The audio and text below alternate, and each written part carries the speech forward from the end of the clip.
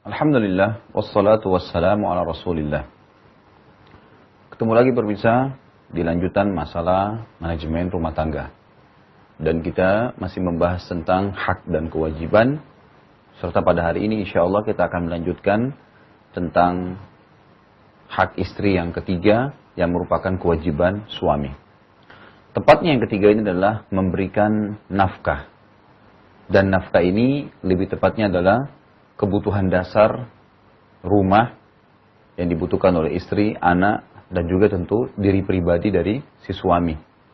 Mungkin dari makanan, hal-hal yang mendasar kayak sekarang mungkin pembayaran listrik, perbaikan rumah yang rusak, itu semua masuk dalam kategori nafkah yang harus diselesaikan oleh si suami.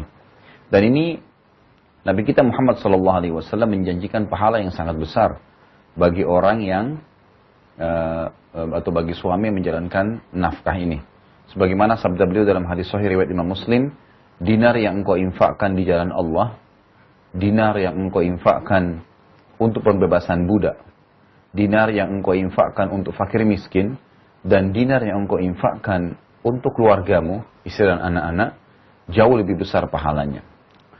Rasulullah SAW juga bersabda dalam hadis Muslim, mulailah bersedekah dengan dirimu tersendiri atau dirimu dahulu, kemudian keluargamu, istri dan anakmu. Bila ada lebih, maka sedekahkanlah pada kerabatmu, dan bila ada lebih, baru sedekahkan secara umum. Dari sini kita bisa ambil pelajaran bahwasanya istri dan anak masuk dalam kategori setelah kebutuhan pribadi, dan tidak ada opsi pilihan sesuai dengan kemampuan. Ini masuk dalam kategori nafkah. Bila seandainya terjadi, ada suami yang sama sekali tidak memberikan nafkah istrinya. Dia tidak ingin tahu istrinya makan dari mana di rumah. Dan itu merupakan kewajiban dia. Dan memang si istri tidak memiliki pendapatan. Maka si istri boleh mengambil dari harta suami. Walaupun tidak tanpa sepengetahuan suami. Tapi sebatas ma'ruf. Yang merupakan hak dia, kebutuhan dasar dia dan anaknya. Ini beranjak daripada hadis sahih riwayat Bukhari Muslim, kisah tentang Hindun, istri Abi Sufyan radhiyallahu anha. Beliau setelah pembebasan kota Mekah masuk Islam. Lalu beliau menceritakan kepada Nabi sallallahu alaihi wasallam, mengatakan, Abu Sufyan ya Rasulullah, rajulun syahih, seorang laki-laki yang sangat pelit. Dia bahkan tidak pernah memberikan kebutuhanku dan anak-anakku. Apakah boleh aku mengambil sebagian dari hartanya yang merupakan kebutuhan dasarku? Maka kata Nabi SAW, ambillah dari hartanya secara ma'ruf. Tidak ada manipulasi, tidak ada rekayasa. Memang benar-benar sesuai dengan kebutuhan yang mencukupimu juga untuk anak-anakmu. Lalu hak yang keempat untuk istri dari suami yang merupakan kewajiban suami adalah perlindungan, pendidikan, dan tuntunan terutama berhubungan dengan tugas dia dalam rumah tangga. Banyak di antara suami muslim yang berharap istrinya tiba-tiba berubah spontanitas seperti yang dia inginkan. Padahal sebenarnya dia sendiri belum pernah menuntunnya. Dan tentu sebelum menuntun orang lain, dia pun harus mengetahui. Makanya sangat penting bagi seorang suami atau calon suami untuk mempelajari tugas dia dari Allah Subhanahu wa taala dalam rumah tangga. Ibaratnya kalau Anda kerja di sebuah perusahaan, Anda ditugaskan berangkat ke sebuah kota, dan tugas itu tentu memiliki hal-hal yang harus dikerjakan. Kalau Anda tidak mengerjakannya, maka dianggap tidak berhasil oleh perusahaan atau mungkin Anda bisa dipecat. Dalam rumah tangga seperti itu. Pada saat Anda sedang menaungi atau meraungi rumah tangga, bahtera rumah tangga, Anda punya tugas dari Allah Subhanahu wa taala yang Anda kerjakan. Kalau Anda jalankan, maka dapat pahala balasan yang sempurna. Kalau tidak, maka Anda akan dihukum oleh Allah Subhanahu wa taala. Allah menjelaskan dalam surat Tahrim tentang kewajiban yang keempat ini. Urutan 66 ayat 6 dalam Al-Quran. A'udzubillahi minasyaitonirrajim. Ya ayyuhalladzina amanu qu anfusakum wa ahlikum nara. Wa quduha an-nasu wal hijaratu 'alaiha malaikatun giladun syidad la ya'suna Allah ma amarum wa yaf'aluna ma yu'marun. Hai orang-orang yang beriman, selamatkanlah diri kalian dan keluarga kalian. Dari apa? Dari api neraka. Bagaimana caranya? Dengan ilmu. Karena tidak mungkin kita akan mengetahui apa yang Allah haramkan, apa yang Allah perintahkan, yang menjadi penyebab kita masuk neraka kalau tidak dilakukan, atau kalau dilanggar, hal-hal yang dilarang tadi misalnya, atau hal yang diwajibkan tidak dikerjakan, yang masuk kecuali dengan ilmu. Maka harus belajar. Selamatkan diri kalian dan keluarga kalian dari api neraka yang bahan bakarnya terdiri dari manusia dan batu. Penjaganya malaikat-malaikat yang kasar keras, yang tidak pernah bermaksiat terhadap apa yang Allah perintahkan, dan juga ya tidak pernah atau selalu mengerjakan apa yang Allah inginkan. Rasulullah SAW juga mengingatkan kepada suami yang membengkalaikan tentang kewajiban ini. Beliau mengatakan dalam hadis sahih riwayat Hakim, 3 orang yang paling berat siksaannya pada hari kiamat. Yang pertama, perusak di wilayah haram. Wilayah haram ini Mekah dan Madinah, tepatnya di wilayah Haramain, daerah yang dimuliakan. Siapapun yang berbuat perusakan di sana, maka berat sekali siksaannya pada hari kiamat kalau tidak bertaubat. Yang kedua, penyumpah bohong dalam dagangannya. Produknya palsu dikatakan asli. Kemudian yang ketiga, suami yang menikahi wanita yang sudah saling terbuka, lalu ia menceraikan dan mencuri maharnya. Ini malah suami dihukum oleh Allah Azza wa Jalla kalau dia malah bengkalikan kewajibannya. Dan juga Nabi SAW mengatakan dalam hadis riwayat Muslim, kafa bir mar'i ithma an yudayyi'a man yakutuh. Cukup beratlah nanti hukuman pada hari kiamat bagi orang yang membengkalikan kewajiban nafkahnya, maksudnya si suami tadi. Yang kelima, kewajiban suami yang merupakan hak istri adalah memenuhi kebutuhan biologisnya. Ini sangat penting untuk difahami karena memang ini kebutuhan dasar dalam rumah tangga. Syaitan selalu menghiasi pada saat orang berhubungan yang haram seperti berpacaran misalnya, itu dihiasi agar mereka selalu ya saling membutuhkan dari sisi syahwat, ya saling memenuhi kebutuhan biologisnya. Dianggap itu adalah sebuah hal yang positif. Sementara kalau rumah tangga, syaitan malah membuat suami istri tidak ingin melakukannya. Padahal sebenarnya itu sebuah kewajiban. Suami wajib memenuhi kebutuhan istrinya dan istri wajib memenuhi nanti juga kebutuhan suaminya. Dan digantungkan itu dalam bentuk hak dan kewajiban. Sebagaimana Nabi SAW pernah bersabda kepada Abu Darda, yang pada siang hari dia berpuasa terus dan malam hari dia selalu sholat malam, dia tidak lagi mempedulikan istrinya, maka dia mengatakan, hai Abu Darda, a'tikul ladhi haqqin haqqah. Berikanlah segala sesuatu itu haknya. Sesungguhnya dirimu punya hak, istrimu punya hak, tubuhmu punya hak, dan berikanlah segala sesuatu haknya. Jadi harus dijalankan kebutuhan tersebut. Juga Nabi SAW menjanjikan dalam hadis yang sahih, pahala yang sangat besar bagi orang atau suami yang menggauli istrinya, atau istri malah yang melayani kebutuhan biologis suaminya. Beliau mengatakan dalam hadis yang sahih, fi bid'i ahadikum sadaqah. Di kemaluan salah seorang kalian ada pahala yang sangat besar. Lalu sahabat jadi kaget, mengatakan, ayati ahaduna ahlahu walahu fihi ajr. Wahai Rasulullah, apakah salah seorang di antara kami menggauli istrinya, dia berhubungan seksual, itu dia dapat pahala? Lalu apa jawaban Nabi sallallahu alaihi wasallam? Ara'aitum law wada'tumuhu fi haram alakumul wizr? Qalu bala. Qala wa kadzalika fil halal. Nabi SAW mengatakan, bukankah kalau kalian letakkan kemaluan kalian pada yang haram, berzina, kalian akan dapat dosa besar? Para sahabat mengatakan, tentu ya Rasulullah. Kata Nabi SAW, begitu pula kalau diletakkan pada yang halal, artinya akan mendapatkan pahala yang besar. Maka di sini ada motivasi yang positif. Lalu yang keenam, kewajiban suami dan merupakan hak istri adalah dia juga harus berhias untuk istrinya. Tentu di sini berhias sesuai dengan ya kapasitasnya sebagai laki-laki. Ya, kalau perempuan mungkin berdandan, kalau suami mungkin dia menggunakan pakaian yang rapi, ya wangi-wangian, ya, dia penampilan yang menarik untuk istrinya. Sebagaimana umumnya orang-orang kalau sedang bermaksiat berdandan atau berhias untuk lawan jenisnya. Sebagaimana Allah Subhanahu wa taala menjelaskan dalam Al-Baqarah tadi yang awal kita sebutkan urutan 2 ayat 228, walahunna a'udzu minasyaitonir walahunna mithlu alladzi 'alaihinna bima'ruf, dan mereka para istri memiliki hak dan memiliki hak yang seimbang dengan kewajibannya. Ibnu Abbas, sahabat Nabi radhiyallahu anhu berkata tentang ayat ini, aku senang sekali berhias untuk istriku sebagaimana aku senang ia berhias untukku, karena Allah Subhanahu wa taala telah berkalam dan para istri memiliki hak yang seimbang dengan kewajibannya.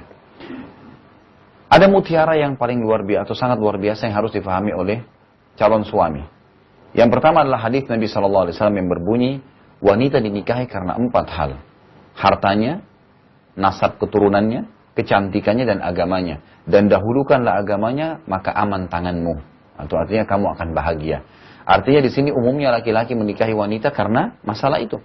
Karena masalah harta wanita, karena keturunannya, kecantikannya, dan agamanya.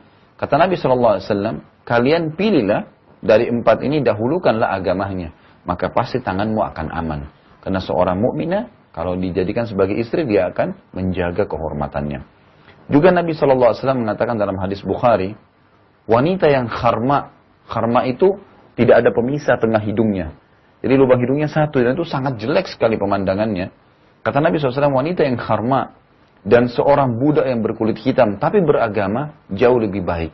Jauh lebih baik. Jadi di sini kita disuruh prioritaskan ya tentang masalah bagaimana memilih calon pasangan yang beriman. Yang beriman. Tentu kita akan lanjutkan lagi tema kita ini dalam sesi setelahnya, setelah yang satu ini.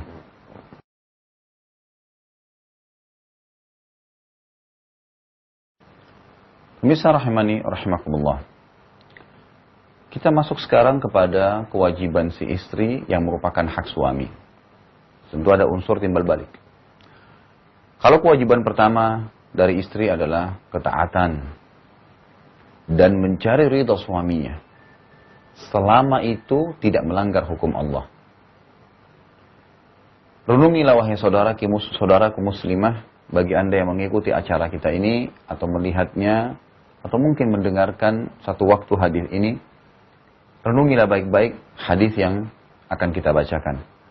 Dalam riwayat Imam Muslim, kata Nabi SAW, bila seorang wanita menjaga sholat 5 waktunya, nggak disebutkan sholat sunnah, 5 waktu saja.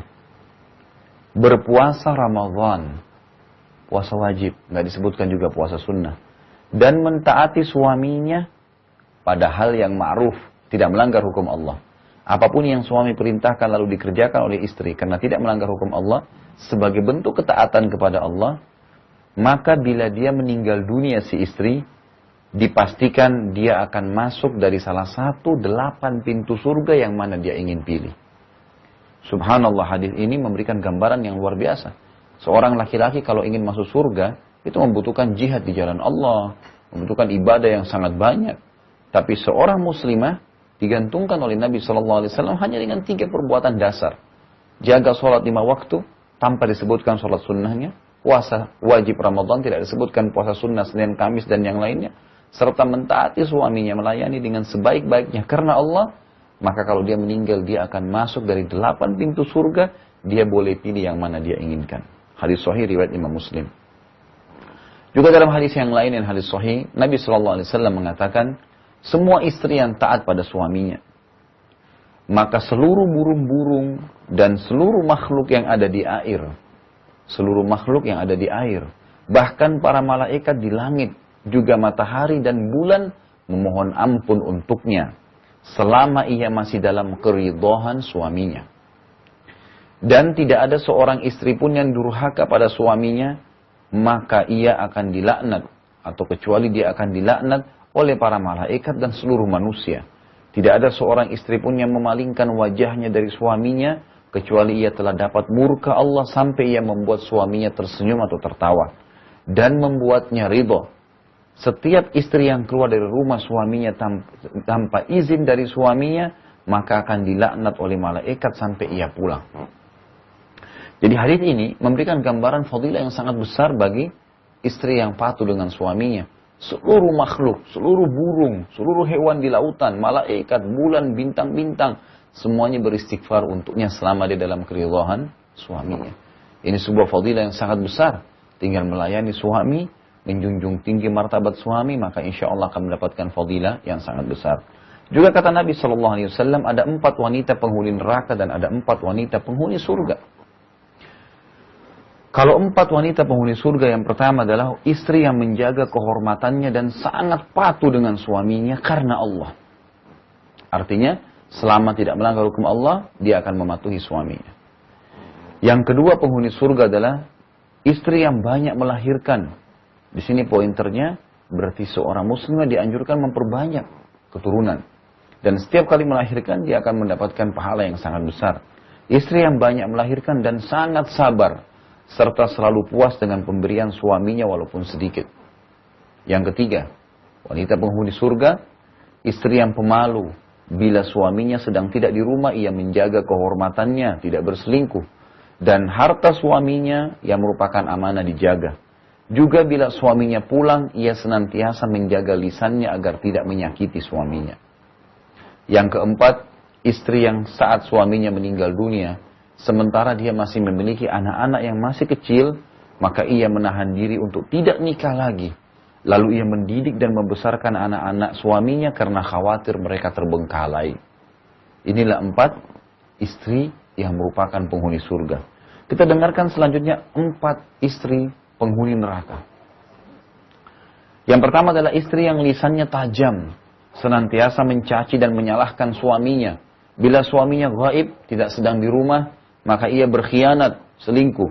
Dan bila ia sedang di rumah, maka ia terus menyakiti suaminya dengan lisannya.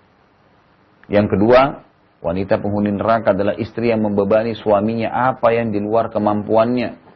Kadang-kadang ada suami sampai mencuri, sampai korupsi karena ingin memenuhi kebutuhan istrinya yang mendesak. Ini ciri-ciri wanita penghuni neraka. Yang ketiga adalah istri yang tidak menutupi dirinya juga auratnya dari lawan jenisnya dan keluar rumah dengan membuka auratnya. Ingat, wahai para muslimah, menutup aurat bagi Anda wajib di rumah atau di luar rumah selama bertemu yang bukan mahram atau yang tidak halal bagi Anda memamerkan aurat. Jadi bukan hanya seperti di Indonesia umumnya, kalau keluar pakai jilbab, dalam rumah tidak pakai jilbab walaupun ketemu dengan lelaki yang tidak halal bagi dia. Ini perlu diperhatikan. Konsepnya bukan di rumah atau di luar rumah, tapi konsepnya adalah bertemu dengan yang bukan mahram. Lalu yang keempat adalah istri yang tujuan hidupnya hanya makan, minum, dan tidur. Yang tidak punya keinginan untuk mendirikan sholat. Masih sudah azan, masih nonton sinetron. Masih sibuk dengan acara televisi. Sibuk dengan kegiatan-kegiatan kosong. Melupakan ibadah kepada Allah. Juga dia tidak mentaati Allah dalam perintah-perintah dan meninggalkan larangannya. Juga Rasulullah atau juga Rasulnya. Serta tidak mentaati suaminya. Lalu hadis yang selanjutnya kata Nabi SAW. Tidak ada seorang istri pun yang meninggal dunia, lalu suaminya ridha, kecuali ia pasti masuk surga. Ini hadis tentang fadilah istri yang patuh pada suaminya. Lanjutan daripada beberapa hadis sebelumnya. Rasulullah SAW juga pernah diminta oleh beberapa sahabiat Nabi, perempuan yang mengatakan, ya Rasulullah, luangkanlah waktu buat kami.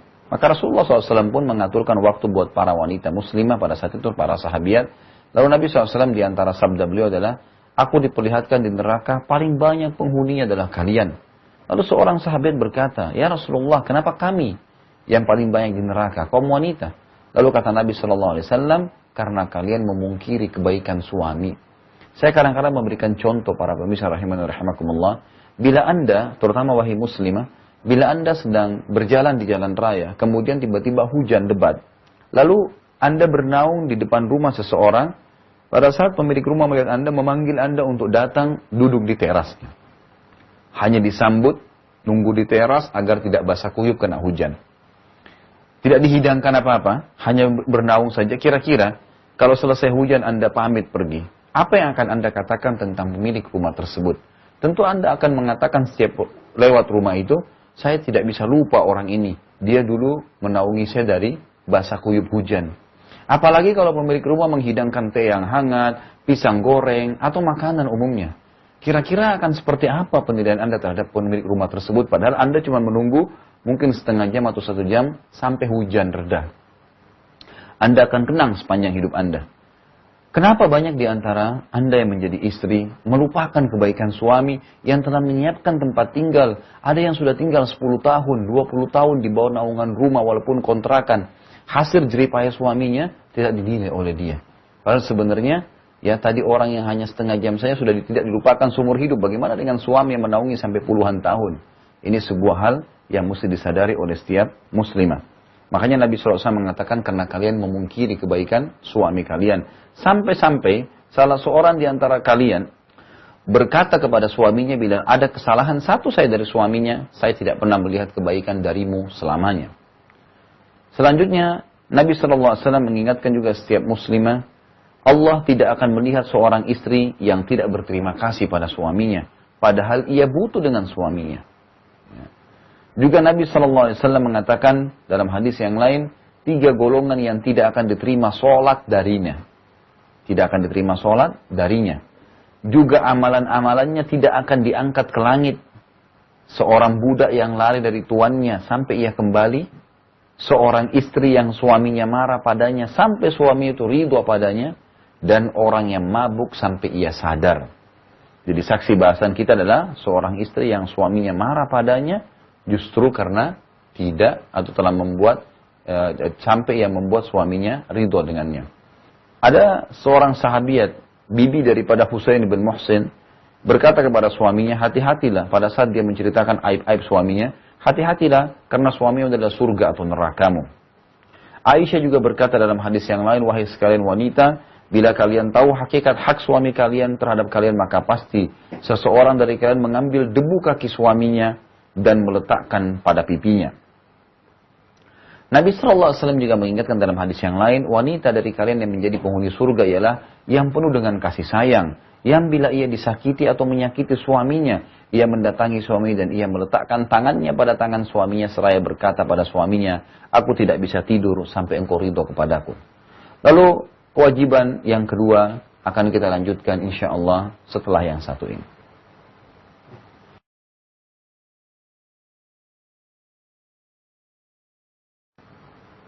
Kewajiban kedua, istri terhadap suami yang merupakan hak suami adalah memenuhi kebutuhan biologis suami.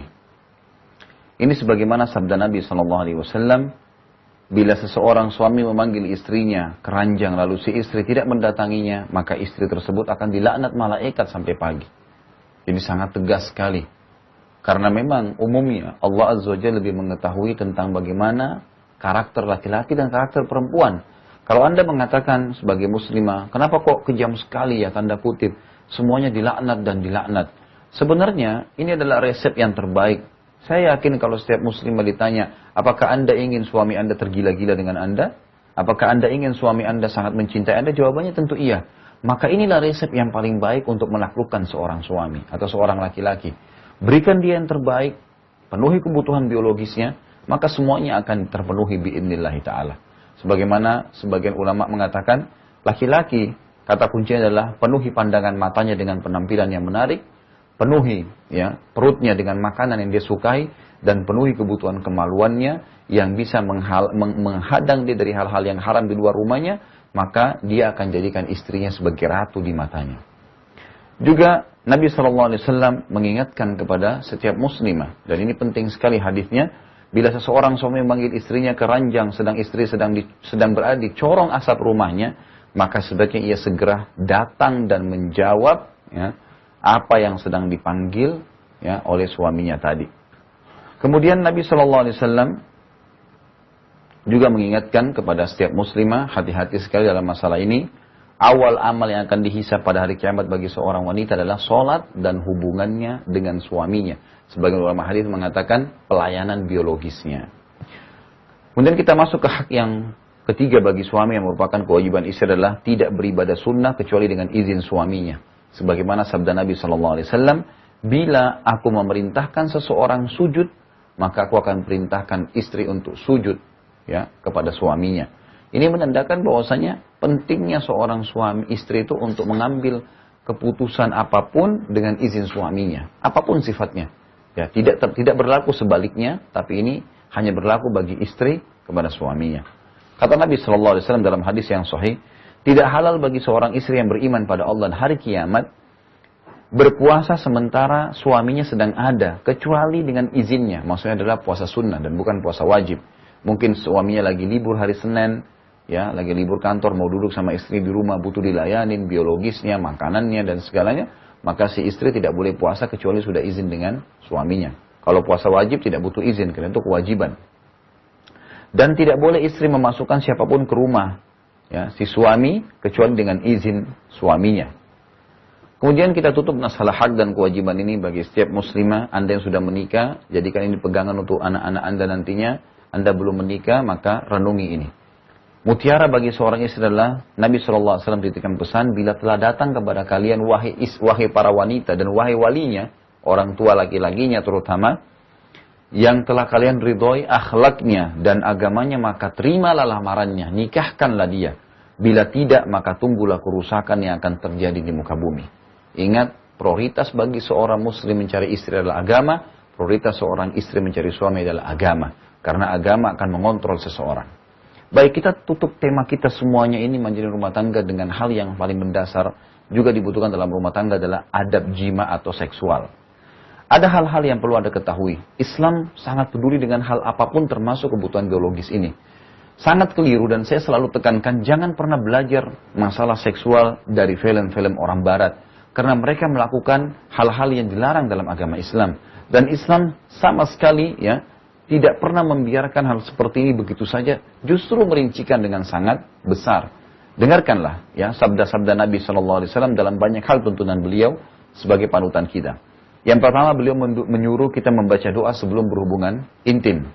Dan beliau mengingatkan kepada kita sebelum meletakkan kemaluan di kemaluan berkata, jika salah seorang di antara kalian ingin menggauli istrinya, hendaklah ia membaca doa Bismillah, dengan nama Allah. Allahumma jannibis syaitani, ya Allah jauhkanlah syaitan, wa jannibis syaitani ma razaqtana, dari apa yang telah engkau karuniakan kepada kami.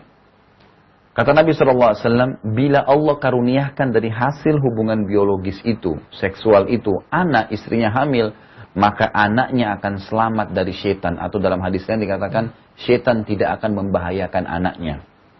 Sebagian ulama mengatakan bahwasanya yang dimaksud dengan tidak membahayakan anaknya tidak akan pernah nakal.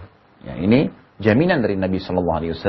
Jadi berhubungan biologis pun tetap harus mengingat Allah Subhanahu Wa Taala. Yang kedua selain membaca doa adalah kita dianjurkan agar melakukan cumbuan sebelum berhubungan biologis.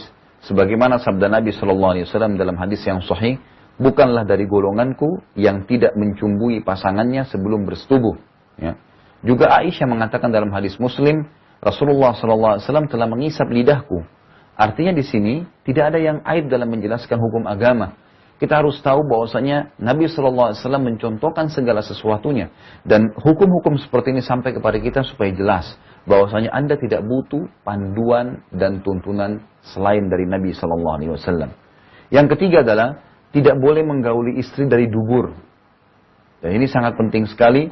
Nabi SAW mengingatkan dalam hadis sahih riwayat Ahmad, Abu Dawud dan Nasa'i, terlaknat siapapun yang menggauli istrinya dari duburnya. Ya. Juga dalam hadis yang lain, Allah tidak akan melihat orang yang menggauli istrinya dari duburnya. Dalam hadis yang lain juga semua sama diriwayatkan Ibnu Majah dan Tirmidzi dan hadis sahih.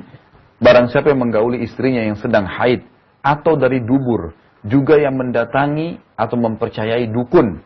Jadi di sini disamakan antara menggauli istri yang sedang haid atau dari dubur dan mendatangi dukun yang merupakan perbuatan syirik. Sungguh ia telah kafir terhadap apa yang diturunkan kepada Muhammad sallallahu alaihi wasallam. Kenapa kita tidak boleh menggauli istri dari dubur atau lagi haid ataupun nifas? Ini sangat penting sekali. Ya, Allah menceritakan di dalam Al-Baqarah urutan 2 ayat 222. Tentu ini juga termasuk hal yang datang setelahnya penjelasan tidak boleh menggauli istri pada saat haid dan nifas. Allah mengatakan, mereka bertanya kepadamu tentang haid. Yas'alunaka 'anil mahid. Qul huwa adzam fa'tazilun nisaa fil mahid. Katakanlah haid itu adalah darah yang kotor, nifas itu darah yang kotor. Maka oleh sebab itu jauhilah wanita-wanita tersebut pada saat mereka sedang haid. Wala taqrabuhunna hatta yathur. Jangan kalian gauli mereka sampai mereka telah suci, mandi yang bersih. Fa idza tatahharna fa'tuhunna min haitsu amarakumullah. Kalau seandainya mereka sudah suci, maka gaulilah mereka di tempat yang telah Allah perintahkan atau kemaluan mereka dan bukan dubur. Innallaha yuhibbut tawwabin wa yuhibbul mutatahhirin. Allah sangat cinta dengan orang-orang yang selalu bertaubat dan selalu bersuci. Lalu kata Nabi SAW juga dalam hadis riwayat Muslim, lakukan apa saja pada saat sedang haid, boleh bercumbuan kecuali persetubuhan. Masruq radhiyallahu anhu berkata kepada Aisyah, ya Rasul, wahai Aisyah, apakah apa yang boleh dikerjakan seorang suami terhadap istrinya kalau sedang haid? Aisyah mengatakan segala sesuatu kecuali kemaluannya. Juga dalam hadis riwayat Muslim, Bukhari Muslim, kata Nabi sallallahu alaihi wasallam, Aisyah radhiyallahu anha, Jika salah seorang di antara kami sedang haid, lalu Rasulullah SAW ingin menggaulinya, maka beliau SAW menyuruhnya mengencangkan kain di tempat keluar haid, lalu beliau menggaulinya. Kita tutup dengan peringatan yang sangat penting sekali. Ya. Nabi SAW mengatakan, bila salah seorang di antara kalian ingin mengulangi hubungan biologis tersebut, maka hendaklah dia berwudu terlebih dahulu, karena itu akan lebih memotivasi dia. Para medis muslim meneliti hadis ini dan mengatakan ternyata di tempat-tempat yang tersentuh air wudu itu adalah tempat yang sangat peka untuk kembali ya menyegarkan tubuh kita seluruhannya. Maka pada saat seorang muslim ingin mengulangi hubungan biologis dengan pasangannya, disunnahkan dia untuk berwudu terlebih dahulu. Kemudian kita tutup semua materi kita ini dengan mutiara bagi suami, istri, terutama berhubungan dengan masalah hubungan biologis tadi. Kata Nabi SAW, riwayat Imam Muslim, manusia yang paling buruk kedudukannya di sisi Allah pada hari kiamat ialah orang yang berhubungan biologis, suami istri, dengan ya, pasangannya, juga istri, ya, seorang suami menggauli istrinya atau istri yang menggauli suaminya, lalu ia menyebarkan rahasia hubungan mereka pada esokan harinya. Juga dalam hadis yang lain kata Nabi SAW kepada para sahabat, mungkin seorang pria mengatakan apa yang dilakukan dengan istrinya, dan mungkin seorang wanita mengatakan apa yang dilakukan dengan suaminya. Maka Asma binti Yazid radhiyallahu anha sahabiyat berkata, benar demi Allah wahai Rasulullah, kaum wanita melakukannya, begitu juga kaum pria. Artinya menceritakan tentang kelebihan pasangan masing-masing dengan ya sesama jenisnya. Maka Nabi SAW mengatakan, janganlah kalian lakukan hal tersebut. Tidak boleh menceritakan kelebihan istri kepada teman-teman si suami tadi, atau si istri menceritakan kelebihan suami di teman-temannya dia. Kata Nabi SAW, jangan kalian lakukan itu sebab perumpamaan itu seperti setan pria atau laki-laki yang menggauli atau menemui setan wanita di jalan, lalu ia menyetubuhinya sementara semua orang melihatnya. Ya, sementara semua orang melihatnya.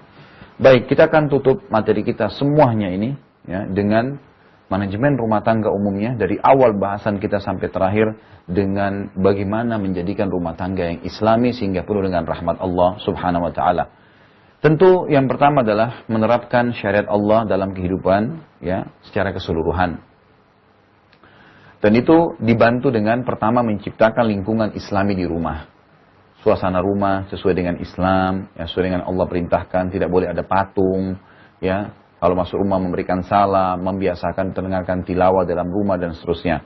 Menciptakan lingkungan yang islami, komunitas kita di komplek, yaitu adalah orang-orang Islam dan memang mereka dekat dengan Allah. Yang kedua menciptakan suasana islami di rumah, tadi mendengarkan kaset tilawah dan segalanya, membiasakan salam. Yang ketiga mengenakan busana islami di luar dan di dalam rumah, terutama saat terdapat yang bukan mahram ya bagi seorang istri. Kemudian yang keempat mempertebal dan menambah iman dengan ilmu, dengan membaca, mendengar, ya, kemudian menghadiri majelis-majelis ilmu, dan yang kelima yang terakhir menciptakan pergaulan yang saleh, baik untuk suami, istri dan juga anak-anak. Tentu kita berharap dan berdoa kepada Allah Subhanahu wa taala semoga saja ya semua kita yang mengikuti materi ini dan juga yang belum mengikuti seluruh muslimin agar bisa menjadikan rumah tangga mereka rumah tangga yang mawaddah, sakinah dan rahmah yang diinginkan atau diperintahkan oleh Allah Subhanahu wa taala. Tentu hanya satu kata kuncinya, yaitu kembali kepada apa yang telah Allah perintahkan. Semoga bermanfaat dan semoga juga Anda semuanya bisa menjadi keluarga yang dirahmati oleh Allah Subhanahu wa taala. Kalau ada benar dari Allah, kalau ada salah dari saya tolong dimaafkan. Subhanakallahumma bihamdika, asyhadu an la ilaha illa anta astaghfiruka wa atubu ilaik. Wassalamualaikum warahmatullahi wabarakatuh.